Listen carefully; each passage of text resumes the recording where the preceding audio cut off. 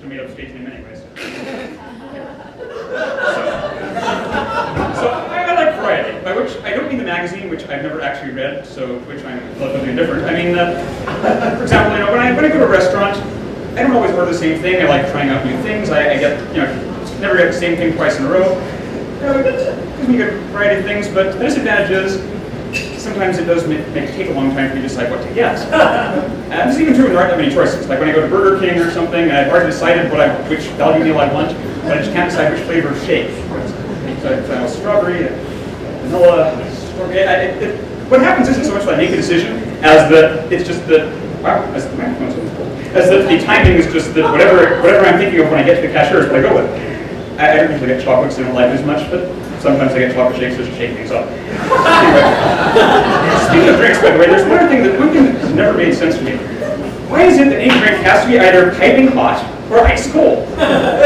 What is wrong with room temperature drinks? I'm serious. I mean, if it's not a hot drink, you always want to put ice in it. I don't want ice in my drink. It dilutes the drink, and it freezes my throat going down. And if it is a hot drink, it's boiling hot. I mean, that hurts my tongue. Do I have a more sensitive tongue and throat than most people? Or am I just the only one who enjoys drinking things that do not cause me pain? I mean, it doesn't make sense. It can't be a genetic predisposition because we didn't always have refrigeration and electric heating in the old days, I'm sure. It's not like in the Paleolithic. The Cro-Magnons weren't sitting around going, this river water cave temperature. We must heat it so it burns our tongues and it's good to drink. To volcano! You guys asked me over pretty much every caveman movie ever. All cavemen live near volcanoes, interrupted in the final reel. So, if it's not a genetic predisposition, it must be cultural, culturally imposed somehow. I mean, that's happened before. I don't know if you know this, but chronic halitosis, the concept of chronic halitosis was actually invented by Listerine ads. I'm serious, you can Google that. It's, Listerine ads convinced people that bad breath was a problem, so they could sell more mouthwash. Okay, now the room temperature drink thing, I'm not really on board with. I mean, I'm fine with room temperature drinks, I don't see the reason for the cold or hot, but the bad breath thing, I guess I'm conditioned along with everyone else because I have a hard time seeing how bad breath would not be considered a problem. I mean, before the Listerine ads came along, did everyone just think that morning breath smelled like sunshine and rainbows? And I know sunshine and rainbows don't have any smell in the literal sense, it's a very optical phenomena, but you get what I mean. Anyway, the point is, if you ever travel through time, if you go before the 1920s, you may want to avoid smelling people's breath. Also, if you need to find people in the Paleolithic, look near volcanoes. There's 2 tips for time travelers. Those may not seem useful now, but if you ever do travel through time, you'll thank me.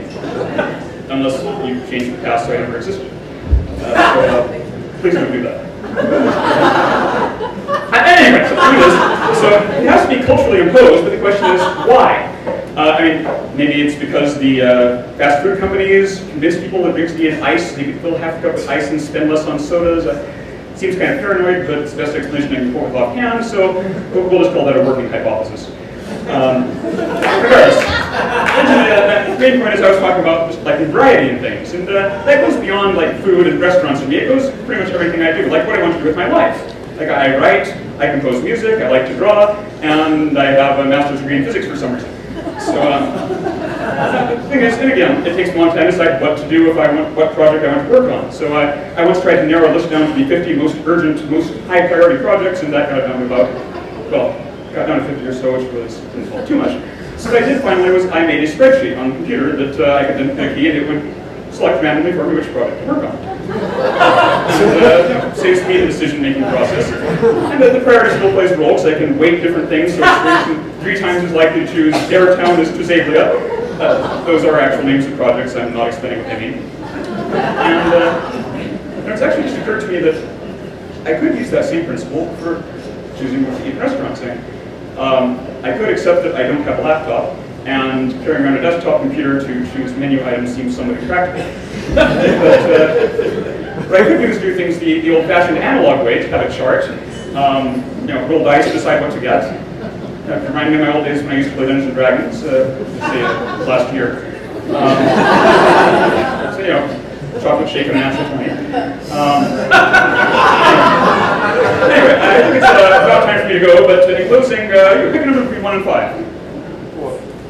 Okay, so my chart of closings. Until next time, I'm signing off.